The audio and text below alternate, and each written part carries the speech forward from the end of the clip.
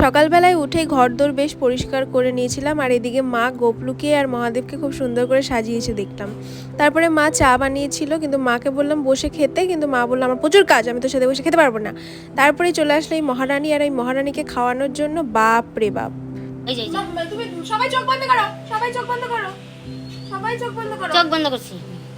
তারপরে এই যে 1 2 3, এই দেখো শেষ। তারপর ওকে খাওয়াতে খাওয়াতে আমারই আর চা খাওয়াটা হলো না। তারপর মা ব্রেকফাস্ট দিয়ে দিয়েছিল, সেটা ছিল চিড়ের পোলাও বা পোহা, এক একজন এক এক নামে ডাকে। তারপর একটা পার্সেল চলে এসেছিলো, পার্সেলটা ওপেন করলাম। তারপর মা বললো দোকানে গিয়ে বস, বাবা একটা জিনিস নিতে যাবে। তারপর বাবার এই দোকানের তুফানি ফ্যানে হাওয়া খেতে খেতে আমি সুন্দর কালারের নেল পালিশটা নিয়ে নিয়েছিলাম বাবার দোকান থেকে।